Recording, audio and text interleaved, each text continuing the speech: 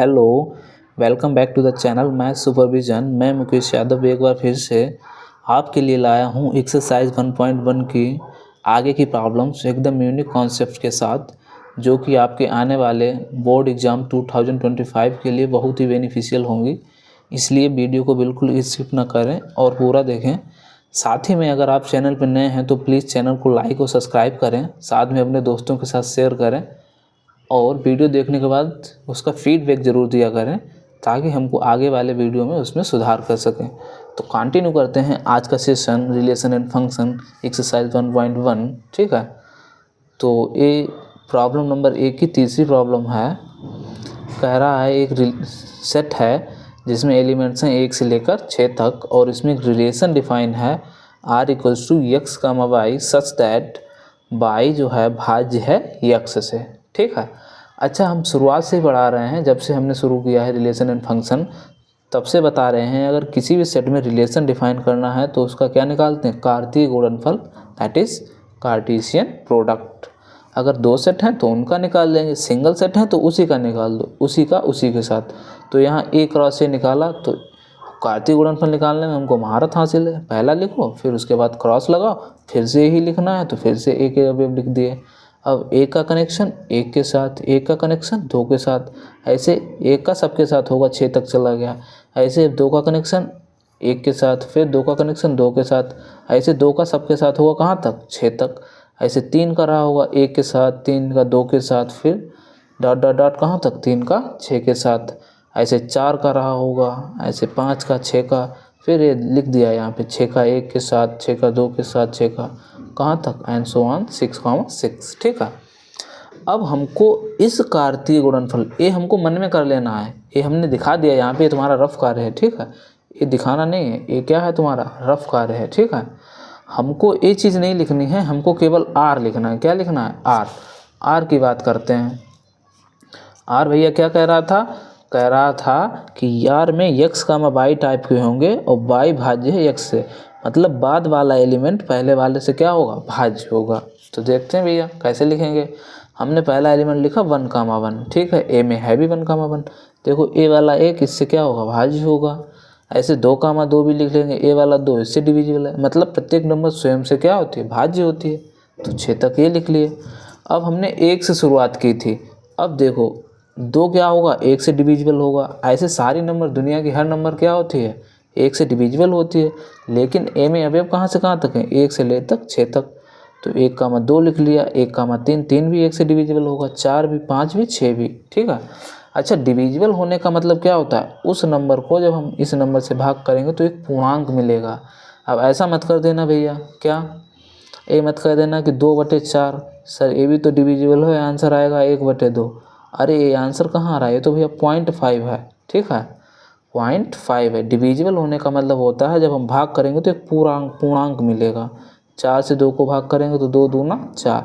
ये देखो एक इंटीजर है, पूर्णांक है। ठीक है, बात समझ पा रहे होंगे।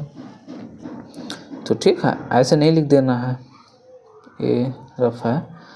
अब क्या कर रहे हैं, तो फिर 1 हो चुका, अब 2 कामा 2 तो हो चुका है। अब 2 से और कौन सा नंबर डिविजिबल हो सकता है, 4। 2 से और कौन सा नंबर डिविजिबल हो सकता है, 6। ठीक है, फिर 3 से करते हैं, 3 कामा 3 तो हो चुका था, 3 कामा 4 होगा नहीं, क्योंकि 4 तो 3 से भाज्य नहीं है। 5 भी नहीं होगा, 6 होगा। अगर हम आगे लिखते हैं 4, अगर हमने लिख दिया धोखे से 4, तो 4 से 4 कामा 4 तो हो ही चुका है। अब अगला नंबर 4 से कौन सा भाज्य होगा, 8। और 8 तो हमारे सेटे में नहीं है भैया, 8 के हमारे सेट में है, हमारे तो सेट में केवल 1 से लेकर 6 तक अवयव हैं। जब 8 नहीं है इसीलिए हमने यहाँ पे 4 कामा 8 नहीं लिया। ठीक है, अब इसको हमको दिखाना था, स्वतुल्य है, सममित है और क्या है, संक्रामक है। तो दिखा देते हैं। स्वतुल्य संबंध क्या कहता है, यही पुरानी सी लाइन बार बार लिखनी है कि for all a belongs to a के लिए a कामा a किसमें होना चाहिए, r में होना चाहिए। अच्छा जी, मतलब a में जितने अवयव हैं, a में अगर जैसे 1 और 2 अवयव होगा तो r में क्या होना चाहिए, 1 कामा 1 और 2 कामा 2 होना चाहिए। और यहाँ हमारे a में अवयव कहाँ से कहाँ तक थे, 1 से लेकर 6 तक। कहाँ से कहाँ तक थे, 1 से लेकर 6 तक अवयव थे। तो r में क्या होना चाहिए, 1 कामा 1, 2 कामा 2, 3 कामा 3, 4 कामा 4। देखते हैं क्या है, आर में सारे अवयव हैं, 1 कामा 1, 2 कामा 2, 3 कामा 3, 4 कामा 4, 5 कामा 5, 6 कामा 6। तो लेकिन अब हम अगर यहाँ ये दिखाएं कि एक बिलोंग्स टू ए, फिर दिखाएं एक कामा एक बिलोंग्स टू आर, तो 6 के लिए लिखना पड़ेगा तो बहुत बड़ा हो जाएगा। तो जनरल एलिमेंट लिख देंगे। हमने कहा कि for all X A belongs to A, अगर एक्स ए में है तो एक्स कामा एक्स कहाँ है, आर में है। आर क्या हो जाएगा, स्वतुल्य हो जाएगा।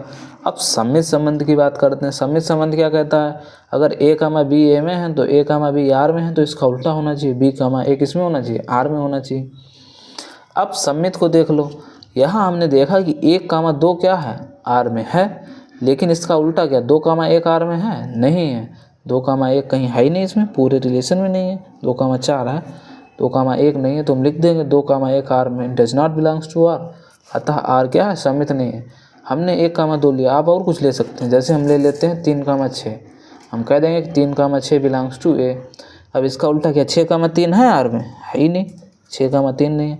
तो कोई भी दिखा सकते हैं, कोई ज़रूरी नहीं है कि हम 1 कामा 2 ही लें, ठीक है। तो आज सम्मित नहीं है। अब संक्रामक की बात कर देते हैं जी। संक्रामक में क्या बताया था कि अगर 3 एलिमेंट ए में हैं और ए कामा बी आर में है और बी कामा सी आर में है, ए कामा बी है और बी कामा सी आर में है, तो ए कामा सी आर में होना चाहिए, मतलब बी से बी कैंसिल। ए कामा बी मतलब बी पे ख़त्म हुआ, तो दूसरा जो ऑर्डर्ड पेयर है वो बी से शुरू होना चाहिए, तो बी से बी कैंसिल हो जाता है, ए कामा सी आर में होना चाहिए। अब जैसे यहाँ है 1 कामा 1, अब ऐसा कोई ऑर्डर्ड पेयर ढूंढो जो 1 से शुरू हो, और ए है देखो, तो 1 से 1 कैंसिल हो जाना चाहिए, तो 1 कामा 2 बचना चाहिए, ये पहले से है। ऐसे यहाँ 1 से 1 कैंसिल हो जाएगा, 1 कामा 3 पहले से है, तो 1 से नहीं चेक करेंगे। अब देखो 2, अब 2 से कोई ऑर्डर्ड पेयर शुरू हो रहा है, ए शुरू हो रहा है, 2 से 2 कैंसिल, तो 2 कामा 6 है पहले से है इसमें, तो इसके लिए भी सही है। यहाँ है 3 पे ख़त्म हो रहा है, अब 3 से देखो कोई शुरू हो रहा है ऑर्डर्ड पेयर, शुरू नहीं हो रहा, ए हो रहा है, तो 3 से 3 कैंसिल, 3 कामा 6 वो तो पहले से है। 4 से कोई शुरू हो रहा है ऑर्डर्ड पेयर, नहीं हो रहा। 5, ये 5 पे ख़त्म हो रहा है, तो 5 से कोई नहीं शुरू हुआ। 6 पे ख़त्म हो रहा है, 6 से भी कोई नहीं शुरू हो रहा है। ऐसे 2 से ख़त्म हो रहा है, देख चुके थे, 3 से, 4 से, 5, अब कोई नहीं बचा, ठीक है। अब इसको हम जर्नल में लिखेंगे। कैसे लिखेंगे, वैसे नहीं दिखा सकते, वैसे तो बहुत लंबा हो जाएगा। हमने क्या कहा, हमने कहा भैया अगर ए बिलोंग करता है, ये तो पहले वाली पुरानी भाषा है। अब हम मान रहे हैं कि अगर ए कामा बी आर में है, तो हमारा रिलेशन क्या कहता था, रिलेशन कहता था कि आर में अगर एक्स कामा वाई है, तो क्या मतलब हुआ, बाद वाला पहले वाले से भाज्य, वाई भाज्य एक्स है।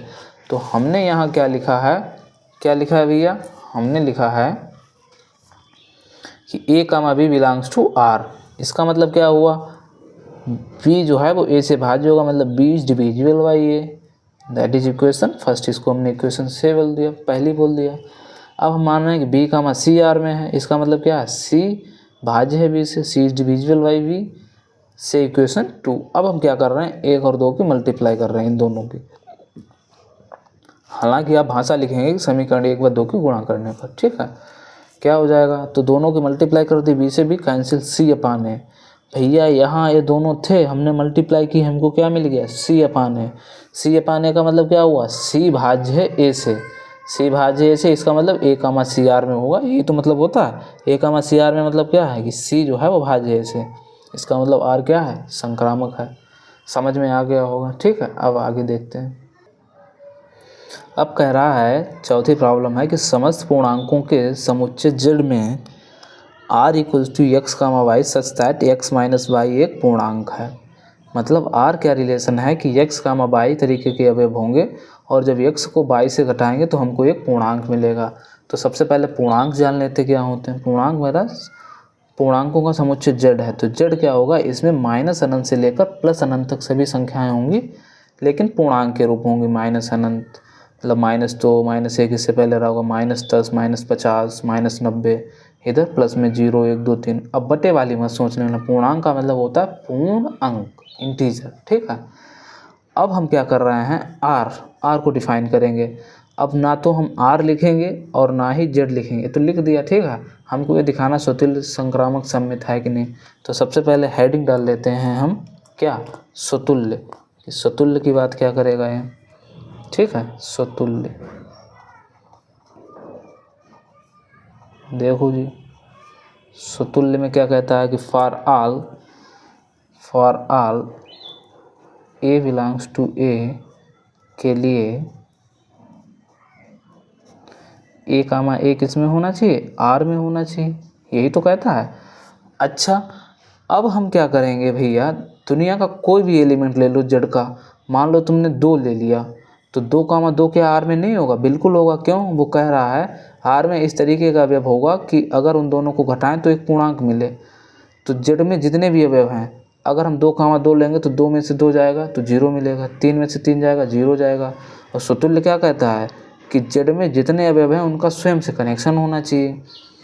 -1 में से -1 घटाएंगे 0, -2 में से -2 घटाएंगे 0। चाहे जेड का कोई भी अवयव ले लें, उसको उसमें से घटाएंगे 0 मिलेगा, जो कि एक पूर्णांक होगा, तो वो आर में क्या होगा, शामिल होगा। तो हम इसको जनरल लैंग्वेज में लिख देंगे। कैसे लिख देंगे? मान लेंगे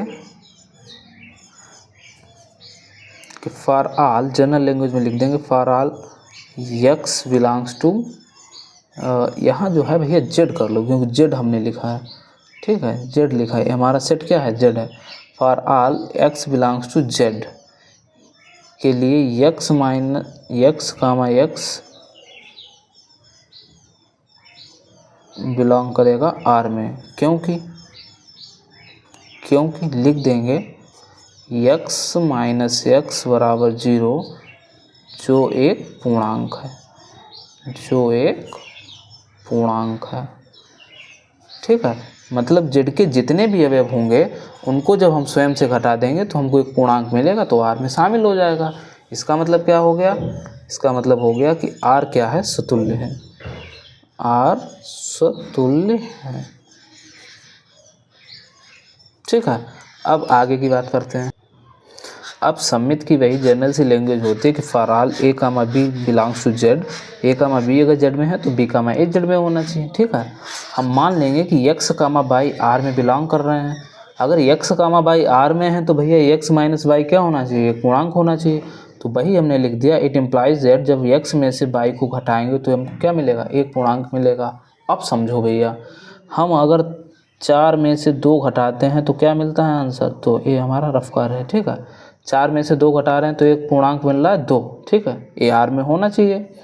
अब हम अगर इसका उल्टा लिख दें, 2 में से 4 घटाएं तो -2, ए भी तो एक पूर्णांक है। जब ए पूर्णांक है तो ए भी आर में होगा भैया। तो अगर x में से बाई घटा रहे हैं, एक पूर्णांक मिल रहा है, तो बाई में से x घटा देंगे तब भी क्या गिला है। तो हम लिख सकते हैं कि by minus 1, it implies that A भी क्या है, एक पूर्णांक है। जब ए पूर्णांक है, इसका मतलब क्या हो गया, बाई कामा एक्स जो है वो किस में बिलोंग करेगा, आर में बिलोंग करेगा। जब हमने माना था कि एक्स कामा बाई आर में है, तो हमको मिल गया क्या कि बाई कामा एक्स भी किस में, आर में है। तो लिख देंगे अतः आर क्या है, सममित है। बात समझ में आई होगी, ठीक है। अरे भैया, अगर हम 4 में से 2 घटा रहे हैं तो 2 एक पूर्णांक है, और अगर हम 2 में से 4 घटाएंगे -2, ये भी एक पूर्णांक है, तो ये आर में होगा। ऐसे हमने यहाँ पे मान के चले थे कि x कामा बाई आर में है, इसका मतलब x माइनस वाई एक पूर्णांक है। तो बाई में से x घटाएंगे, ये भी एक पूर्णांक होगा, तो बाई कामा x आर में होना चाहिए। तो लिख दिया आर क्या है, सममित है। अब संक्रामक की बात करते हैं। संक्रामक में क्या, हम मान लेंगे कि x comma y comma z जो है वो बिलोंग कर रहे हैं कैपिटल जेड में। अब हम कहेंगे कि x comma y belongs to R, x comma y belongs to R. तो इसका मतलब क्या हो जाएगा, it implies that x minus y ये क्या हो जाएगा, पूर्णांक हो जाएगा। ये हमने मान लिया है, हमारी एक हाइपोथेसिस है। हमने 2 जनरल से एलिमेंट ले लिए। हमारी कल्पना है कि x कामा बाई अगर 2 एलिमेंट रहे होंगे आर में, तो 100% क्या रहा होगा कि x में से जब हम बाई को घटाएंगे तो एक पूर्णांक रहा होगा, क्योंकि यही रिलेशन कह रहा है। हमारा रिलेशन कह रहा है कि आर में वही अवयव होगा जो हम उन दोनों को घटाएंगे तो एक पूर्णांक मिलेगा। तो इतनी बात समझ में आई। अब हम क्या कह रहे हैं कि ये हमारा x कामा बाई है। अब हम क्या लिख दें, बाई कामा जेड, मतलब बाई से दूसरा ऑर्डर फिर शुरू कर दें, बिलोंग्स टू आर। इसका मतलब क्या हो जाएगा कि बाई माइनस जेड क्या है, एक पूर्णांक है। बाई माइनस जेड एक पूर्णांक है। अब यहाँ पे समझो भैया, इसको क्या समझने वाली बात यह है कि हम मान लो 3 में से 1 घटा रहे हैं तो 2 एक पूर्णांक मिल रहा है, अब हम क्या कर रहे हैं, यहाँ x कामा वाई तो 3 कामा 1 ले लिया। अब हम क्या कर रहे हैं, 4 में से 1 हटा रहे हैं तो हमको 3 मिल रहा है। ये क्या है, x कामा वाई है मान लो। अब सॉरी कुछ और ले लेते हैं, बाई कामा जेड। तो 1 में से 4 घटाते हैं, बाई कामा जेड, ठीक है। 1 में से 4 घटाएंगे तो -3 मिल जाएगा, ठीक है। अब यहाँ पे भी एक पूर्णांक था और यहाँ पे भी क्या है, एक पूर्णांक है। अगेन अगर हम जोड़ दें 2 + -3 तो 2 में से 3 चला जाएगा, बचेगा -1। तो -1 भी तो पूर्णांक हो गया। मतलब अगर हम इन दोनों पूर्णांकों को जोड़ रहे हैं तो एक अगेन हमको पूर्णांक मिलेगा। पूर्णांक में पूर्णांक को जोड़ेंगे, पूर्णांक ही तो मिलेगा। तो हम यहाँ ऐसे कर रहे हैं, इट इम्प्लाइज दैट हम लिख रहे हैं x - y + y - z। एक ये पूर्णांक है, एक ये पूर्णांक है, तो ओवरऑल ये दोनों क्या होंगे, एक पूर्णांक होगा एक पूर्णांक है। अब y से y कैंसिल हो जाएगा, बचेगा क्या, x - z। और ये क्या आ गया, एक पूर्णांक आ गया। और जब x - z एक पूर्णांक हो गया, इसका मतलब क्या हो गया, इसका मतलब 100% x कामा z किस में बिलोंग कर रहा होगा, R में। हमने क्या माना था, x y है, y z है R में, तो x z हमको R में मिल गया। तो हम लिख देंगे इट इम्प्लाइज दैट R क्या है, संक्रामक है। R क्या है, संक्रामक है। इतनी बात समझ में आ गई होगी। अब आगे की प्रॉब्लम किसी नेक्स्ट वीडियो में डिस्कस करेंगे। तब तक के लिए जय हिंद, नमस्कार। साथ में जो है, अगर चैनल अच्छा, आपको वीडियो अच्छा लगा हो तो अपने दोस्तों के साथ शेयर करें, ठीक है। Thank you.